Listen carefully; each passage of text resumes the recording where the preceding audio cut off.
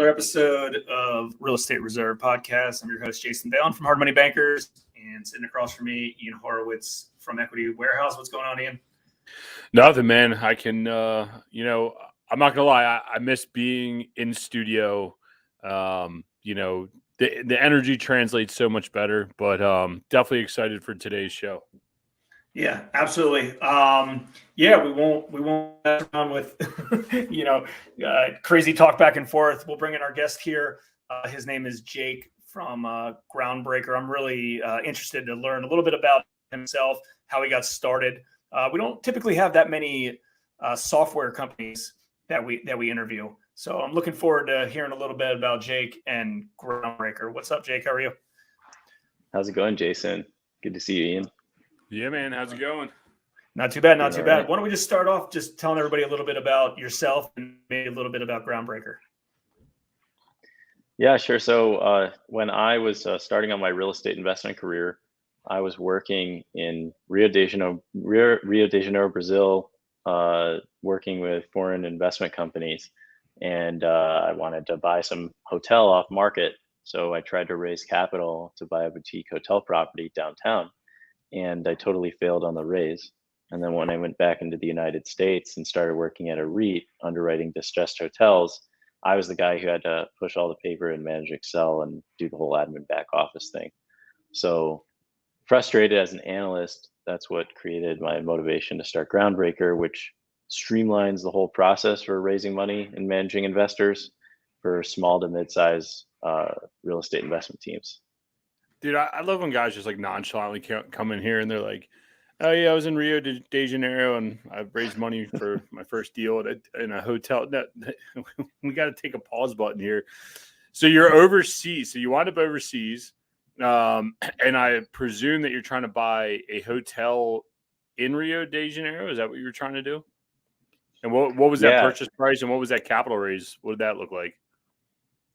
So actually, this was when the currency was like 2-to-1 and it was downtown dilapidated hotel off market for like $500K US. Okay. We needed to put another $500K into it.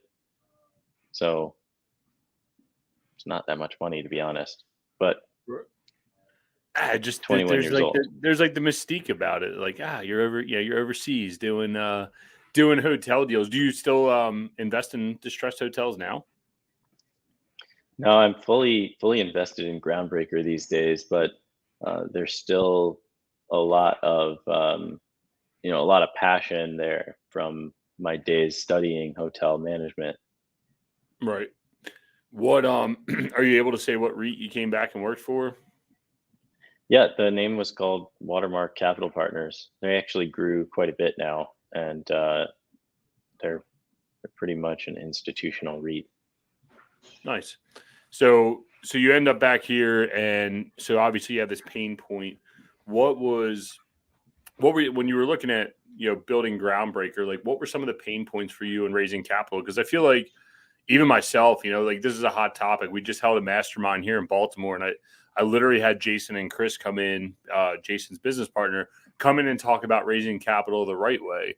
And everyone thinks that there's some secret sauce behind it. And obviously nowadays with technology, it's become almost sexy to be able to I raised this much capital. It's like people think you just have a platform and you just do it. Like, what were your pain points and like, how'd you build software to resolve some of those pain points? Yeah, so just starting out without a lot of knowledge in the cap raise process, part of it's making sure that your materials are professional looking and knowing what to include in them. And early on, I had worked on some deals, done some underwriting, seen some presentations, but I didn't really understand how to put all of the pieces together in a digestible format that an investor is going to care about. And so just having a process to be able to create the investor marketing materials, number one, was a pain point. And then it was the whole process of, sharing it with investors and getting them interested, and then knowing at which point to follow up and get them through the funnel and everything else that's related to that. Needless to say, I was also pretty junior. I didn't have a network of investors. So that's also part of the problem too. And for those of everybody listening and watching that doesn't know, so the front end of Groundbreaker is like a crowdfunding platform. Is that right? Or no? The software Or is it helps just you to be able to put all your materials into the system, publish them, so you have a deal that's live that people could got it? go to and see where the hotel, where the property is located, why you want to invest in the deal, what kind of supporting documents and underwriting information you might have, and then they can be able to click a button to invest. Got it. And are most of your users, clients, are they commercial properties, multifamily properties? Can a single family residential fix and flipper use a platform like this? Yeah, absolutely. One of our customers, we just actually released a case study of a guy that does portfolios of single family homes.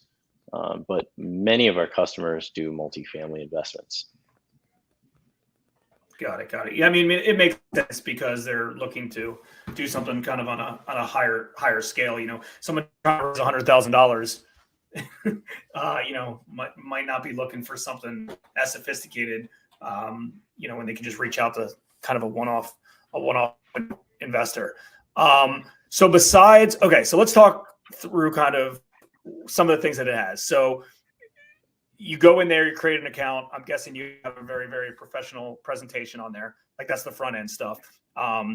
You could use that to market, be like, yeah, I'm interested in, and it kind of sells the project.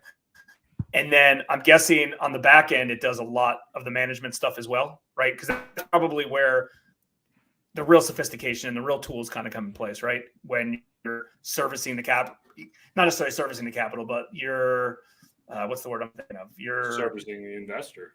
Servicing the investor. I'm guessing they can access, a portal. They can see how much they've invested with you, things like that. Yeah, we make it as easy as possible for the investor. So when they log in, they can set up their investment account in a few easy steps. They can make it so that they can invest through ACH. They can go to your deal, look at it, sign and fund within a few minutes. And for checking their investments, they could see all the deals that they've invested in with you, their ownership, how the deal's performing, their equity multiple, at each distribution you've made. They can see all the documents associated with that deal, and they can just update their information. But on the back end, where you're as the GP handling everything, then that's where you kind of have your command center for all the different tools you're going to use to be able to conduct your raises and take care of your investors after your deal is closed. Yeah, no, it definitely gets tricky. The first deal we did, I had a spreadsheet of like 100 people that I was trying to call. We were only trying to raise $1 million, and man, what a mess that was versus getting onto some sort of software, whatever it may be. And having just a CRM in general goes a long way. And I think a lot of the capital raising tools. As a sponsor, do we wind up with a forward-facing website where we can direct all of our investors? You mentioned the word funnel, and I saw Jason's eyes light up. That's it's his favorite word, marketing. But in the end, like your funnel process, I guess us as GPs, we're directing everybody towards a common website, and then it takes them through the investment process. Yeah, the place where you would send your to be, your website or your portal has your branding and everything on it, and then they would be able to go and check out your deals after they log in. Right. And then for the follow-up type stuff, are we able to do distributions from Groundbreaker? When Jason was talking about servicing your investors, we're able to make payments through there, and you'll see all the calculations, IRR returns, all that kind of good stuff. Because I feel like the more information that investors have, the more likely they are to put capital forward, whether it's sometimes, there's good and there's bad. But I think being transparent in today's day and age in the business world goes much further than someone trying to cook the books or trying to do something goofy. And people know that I feel like people can cut through bullshit way easier nowadays. Yeah, so we've had customers that tell us, oh man, we got to get our investors on this portal because they keep asking us where is their last distribution, and they're like, oh, I'm not going to invest with you anymore if I don't know where all my money is. And you get the system up and running and the investors log in, they just see everything there. So it makes it easy for you to just cut down on all those back and forth questions that are really related to like that trust, like how are you dealing with my money? And then for the sponsor who's doing the distributions, you could just, you see your cap table in Groundbreaker, you go to make a distribution, you enter in the amount you want to send, and then we do the calculations for you, and you can click a button to push out however many ACH payments you want to make to those investors. And it's all included in the price. So it's super easy. Takes minutes as opposed to doing like hours and hours. And the people who use us, they typically like had to send out checks, or they had to do calls to their bank, or nacho files for those who are a little bit more advanced. But it still like sucks away all your time. So you just saving tons and tons of time for people, and getting rid of the low level admin work. I'd be interested in this. Do any of your clients or any of your users, do they believe they can raise more capital now on a software versus doing their own thing? Well, you got to look at it from like two different ways. Okay. If you were typically raising money on a deal, let's say you were doing, let's say like, a small deal came across your desk and you were like, I don't even know if I want to do this deal because it's going to take so much work. You have a tool like Groundbreaker, you can raise the money so much easier for that small deal, so you can do the deal. So that's one way of thinking about it, right? And then if you're raising money from your existing investors and you've performed well with them and they can see all the capital you've returned, I would imagine that kind of creates two effects. And we've seen this. Number one, investors are willing to invest more of their capital with you. And number two, they're willing to refer their friends. And Ian, I was just thinking about, a lot of the space we live in, I personally live in, is the single family fix and flip space. Ian does some obviously larger stuff. And I mean, I've done some larger stuff, but that's a lot of our clients that we do loans for. And I was thinking about this. I actually think a platform like this would be really good for them, because even though there's smaller dollar stuff, but all of a sudden it's like, cool, I've got 3 properties right now. Let's say they're $100,000 a piece. They go into the mix.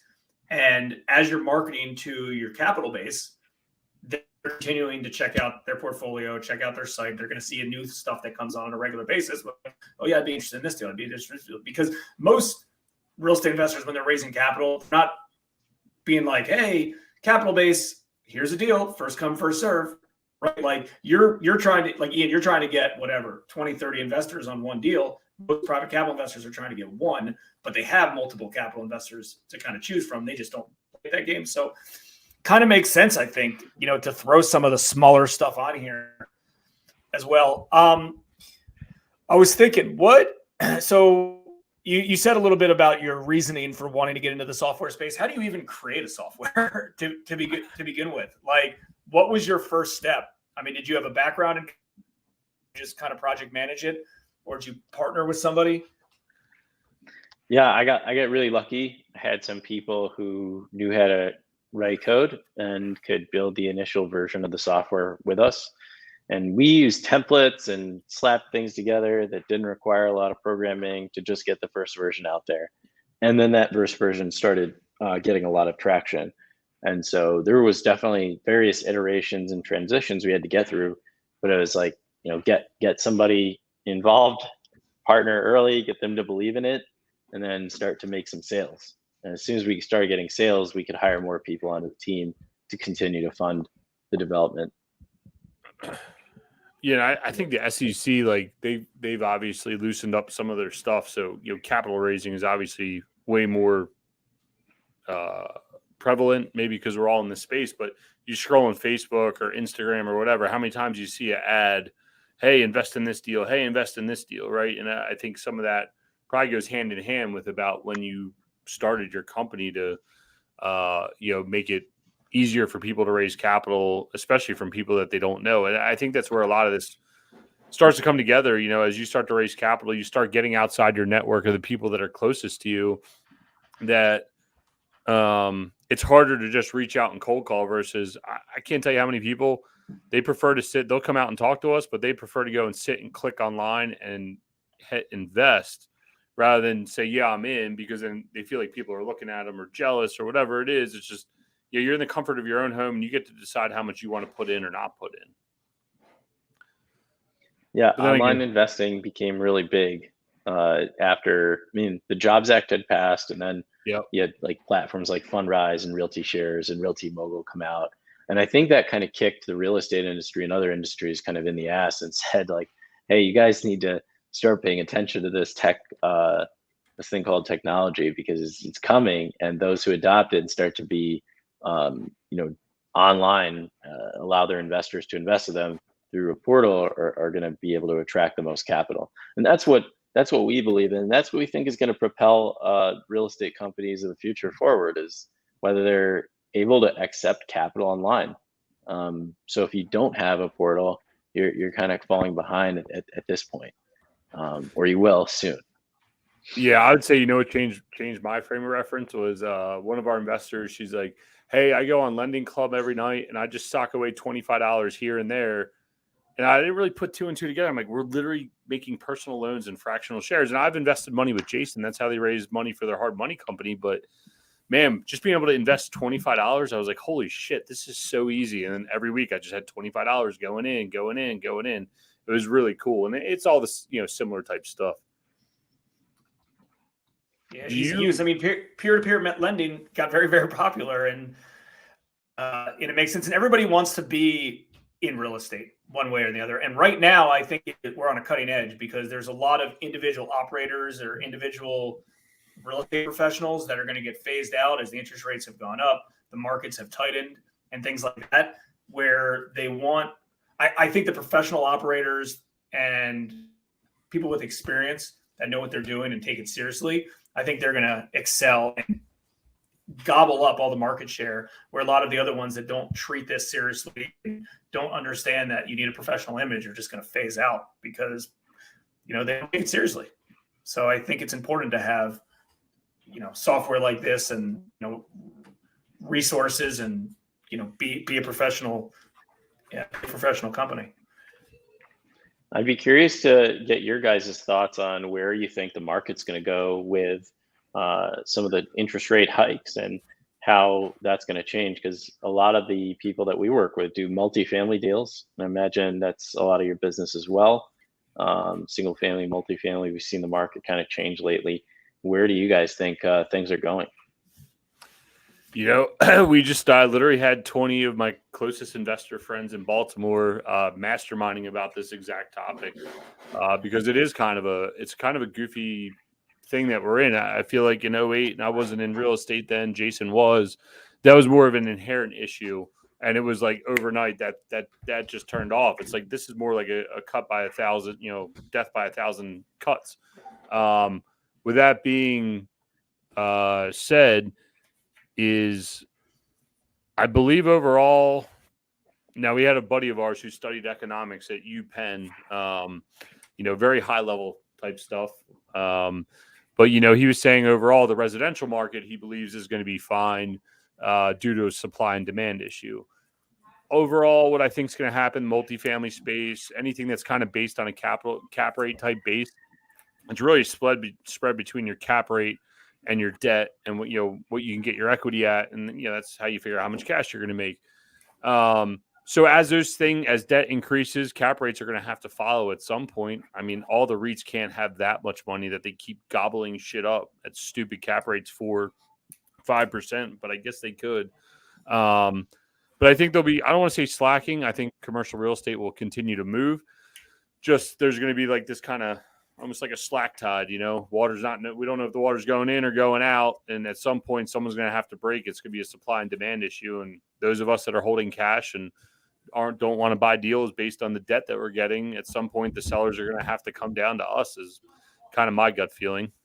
Jason's doomsday. So go ahead, Jay. What do you think? I mean, I think all the indicators that are out there haven't. I mean, here's the thing. First quarter 2022, purchasing power has decreased by 20%, or it should have at least, right? Interest rates went up by 200 basis points. So a homeowner's monthly payment and their affordability went down by 20%. But I don't think any market in the country has been affected by that yet. I'm guessing maybe some have. I mean, Chicago is probably similar where you are, similar to where we are on the East Coast. So, a new median, and again, this is more like median housing price stuff. Lower end stuff, higher end stuff might see effects differently, but the world that most people live in, at least in the residential space, the median housing price, and a new house goes on the market, it's going to sell above ask. And that new person, that new homeowner is going to buy. That flipper flips the house. That new homeowner is paying a premium for it and paying whatever 20% higher in a monthly payment than they could have. So that doesn't seem like that's realistic, but like that's still what's happening because there's still such a lack of supply. I would guess that the residential real estate market probably doesn't decline, but I think probably stays stable and does not grow. Maybe it declines a little bit. I mean, I don't think there's going to be like an influx of foreclosures or anything like that. Most people that have loans right now over the last 10 or 15 years, I mean, number one, they probably don't have short-term adjustable rates because they don't have those products anymore. Number two, they all had good credit and they all had down payments. That's very, very different than 07 and 08. I think most people that own homes right now can afford those homes on that end. But who knows? I mean, the markets are always driven by the availability of capital. And for real estate flippers, all these institutional backed capitals that got into this space back, the Wall Street funds, a lot of those real estate investors, because I know a lot of them, didn't responsibly invest in deals and the market saved them. So I think a lot of the folks will be out of the game. I think market share is going to disappear. I think a lot of institutional capital is going to disappear personally, because at least in the investment residential space, because there's not going to be the volume for it. They're not going to be able to deploy billions and billions of dollars like they want. That actually benefits companies like ourselves, since we're only kind of private capital. On the commercial, on the larger space, I think that slows stuff down too, right? Because like Ian's had some projects that he's in the process of refinancing, and his payment's going to be higher than it was 2 months ago, unfortunately. But as long as I know his projects, and he's in a very good position on those, so he'll make it work. But other people that might be in that position might not have been able to make it work. So I don't know. I think all in all, the real estate market's probably not going to decrease substantially, but I can't imagine it's going to increase, especially with another potential rate hike coming very, very soon. Yeah, and I think you got to watch out for a lot of the multifamily guys that were taking a lot of that bridge debt type stuff, 3-year IO, and they're all starting to balloon now. If they didn't execute their business plan, which is kind of hard. It could be easy or hard during COVID, depending how you look at it. But I mean, everything's got nothing but go up. So if you weren't staying on top of your rent increases and managing your COVID issues that you had during that whole time, you're in a world of trouble coming up here in the next year and a half, 2 years. I mean, we bought an $11 million property in November. We got a 3.1% interest rate. We're refinancing $5 million worth of properties right now.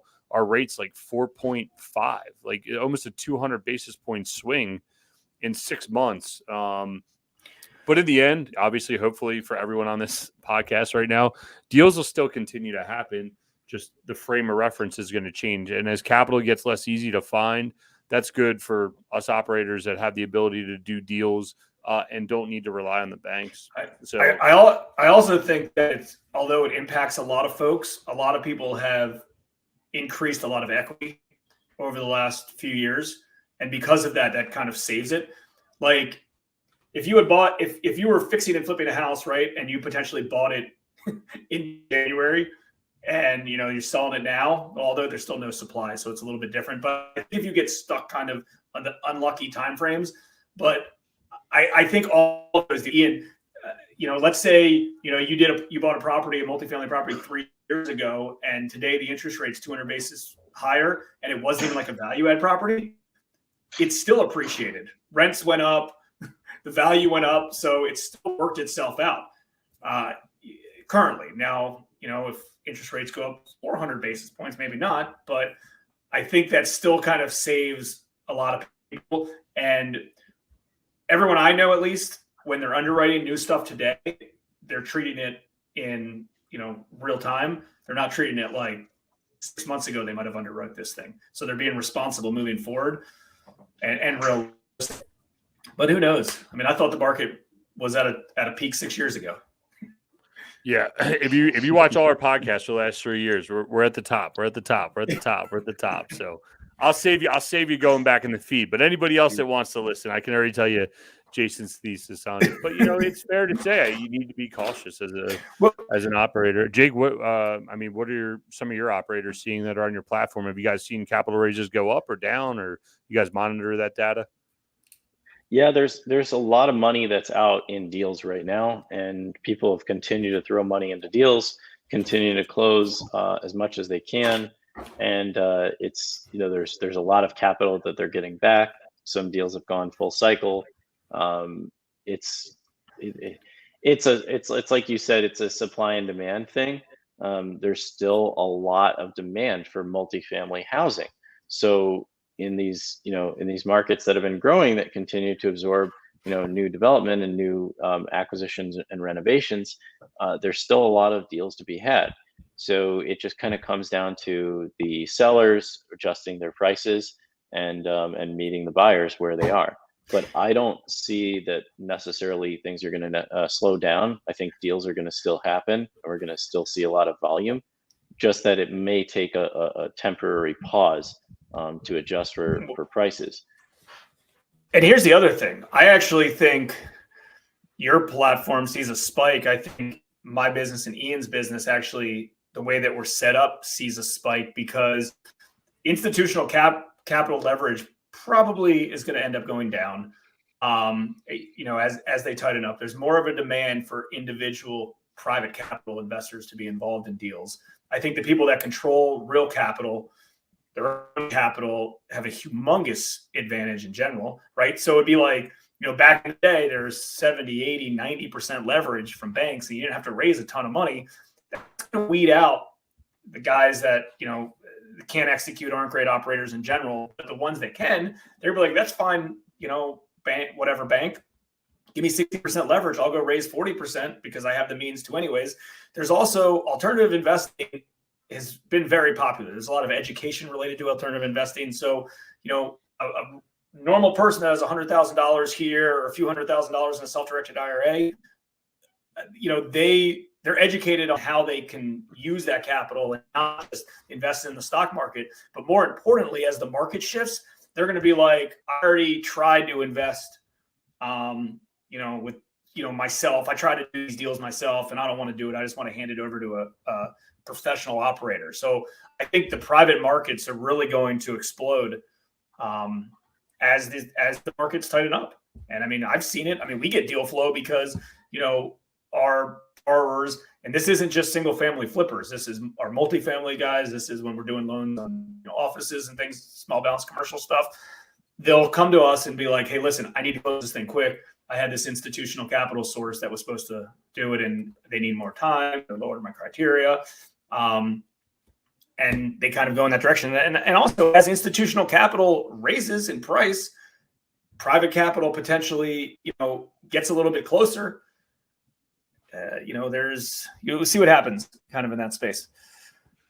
Hey, Jake, so the future of capital raising, and obviously there's been a hot run, and I'm going to just randomly ask you, not knowing if you know anything on this subject, but there's been a hot run about NFTs, fractional ownership through smart contracts.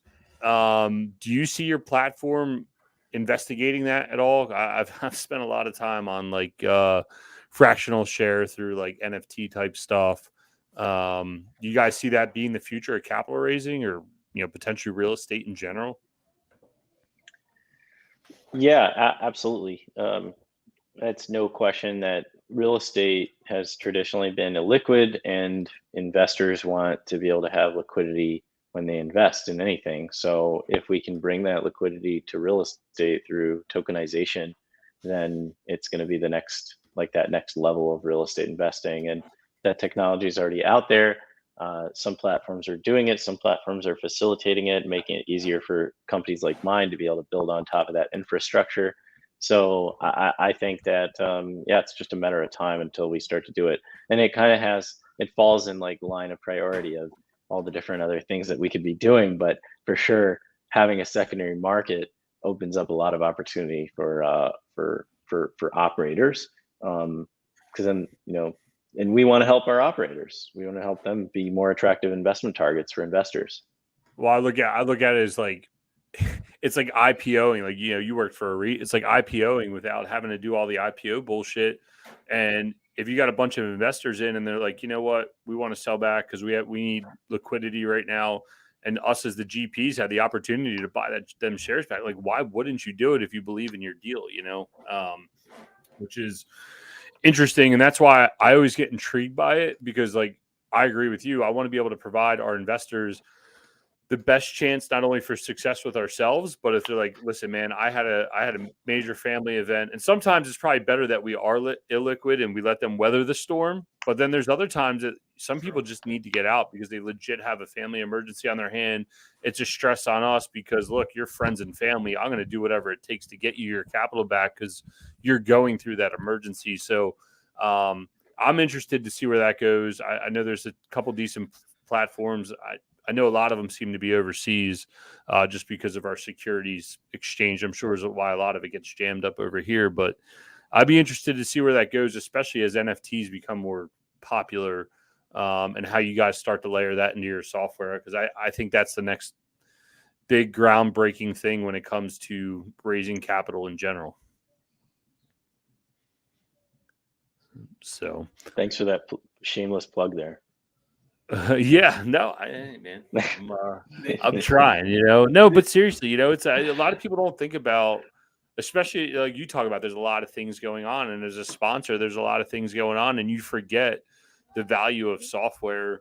And you guys are spending every single second trying to figure out what's the best for my operators, my clients, when we're over here just going, man, I just need a software that does this, and boom, next thing you know, someone has a software that does that, or your software that you're already using does it. Like Jason, bang in my ear, get on Infusionsoft, get on Infusionsoft, get on Infusion. I'm not going to do it. I get on. I was like, God damn it, why didn't I do this years ago? Or ClickFunnels or something like that. So it's just interesting because a lot of the times we interview real estate investors and don't get to spend time with our vendors who are thinking about all this stuff. Especially, this is probably our first software company that we've interviewed, right, Jay? Yeah. No, one other one before that. What's his name locally? I can't remember his name now. Dan Schwartz. Sorry. Oh, yeah. Investor Feud. Yep. Cool.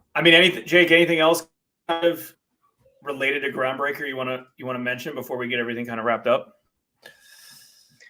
Yeah, I guess as a tech company, one of the things that we really care about is our customer service. And a lot of people think that they're just choosing from a software, and if they actually look at the company and what they stand for, their vision, their values, I can't speak for anyone else, but I can say at Groundbreaker, we understand that the software is made whole behind with the team behind it.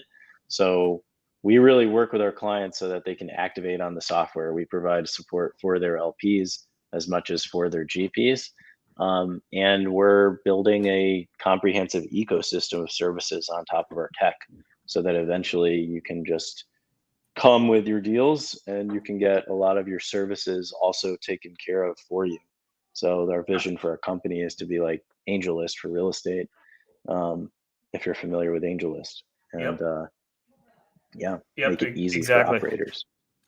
Nice. One thing we ask all of our guests at the end of the show is there one favorite book or podcast that you're currently listening to or reading, either a favorite book or a book that you're currently in the middle of right now, or that you've read over the last few months that you highly recommend? Okay, so this one came from a buddy of mine who does consulting in the healthcare industry. It's called The McKinsey Mind, and it's all about how people at McKinsey structure their thinking in analytical problem solving for problems as vague as how do we increase profits for like a Fortune 50 company. and the way that they break it down is just, it's very, very helpful for somebody like you and me who are always trying to improve the business. The McKinsey Mind. All right. Well, look, Jay, I guess we're going to add that one to the list. We're going to have to read that one. Ian and I have like our own little book club. We we both have a decent amount of time that we carve out differently, and we bang through a good amount of books a month. So always looking for new ones. I'm going to check back with you guys on this one. See what you think. Yeah, fair enough. Yeah, absolutely. And what's the best way that everyone can get a hold of you, Jake? Yeah, please find me on LinkedIn. My name is Jake Marmulstein, and I'm the only one you'll find there. And then there's Jake at groundbreaker.co. Excellent. All right, Jake. Well, certainly appreciate it. Learned a lot. I'm glad we had the opportunity to spend some time with you. Yeah, thanks, guys. Appreciate it. Absolutely. Take care. Yeah, thanks. Thanks for tuning in to the Real Estate Reserve podcast. Do us a favor and like, comment, and share our broadcast. It helps the algorithm and helps us spread the word too. Till next time, thank you for tuning in.